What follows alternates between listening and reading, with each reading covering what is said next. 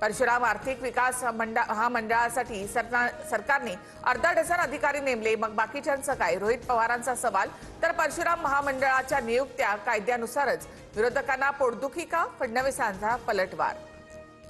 परभणीमधील सोमनाथ सूर्यवंशी मृत्यू प्रकरणात एसआयटी स्थापन. पुणे विशेष पोलीस महानिरीक्षक सुधीर गिरमेट यांच्या नेतृत्वात चौकशी होणार. पोलीस कोठडीमध्ये सोमनाथ सूर्यवंशींचा मृत्यू झाला होता. मुंबई गोवा महामार्ग खड्ड्याच्या विळख्यामध्ये. चिपळूणमध्ये वाशिष्ठी नदीच्या पुलाजवळ मोठे खड्डे. वाहन चालकांची डोकेदुखी वाढली. तर खूप मेहनत घेऊन सरकारने जमिनीवर चंद्र दाखवला, विरोधकांची टीका. मुंबईत रस्त्यावरील खड्ड्यांच्या विरोधात मनसेचं आंदोलन. हातापायाला फ्रॅक्चर बांधलेले प्रतिकात्मक रुग्ण आणले. आंदोलनाच्या दरम्यान जनसामान्यांचं वास्तव दाखवलं. पुण्यामधील गणेश विसर्जन मिरवणुकीचा वाद मिटला. मानाचे गणपती सकाळी 9:30 वाजता मिरवणुकीमध्ये सहभागी होणार. ढोल ताशा पथकं कमी केली जाणार. गणेश मंडळांच्या बैठकीतली माहिती.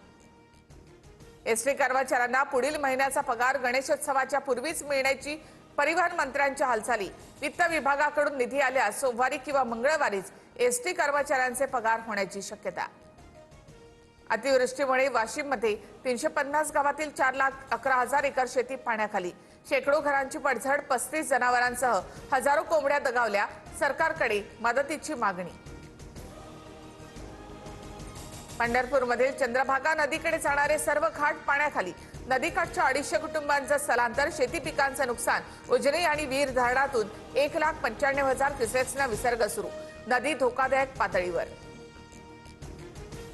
सांगलीमधील कृष्णा नदीची इशारा पातळी अवघ्या 40 फुटांवर. शहरातील नागरी वस्त्या अद्याप पाण्याखाली.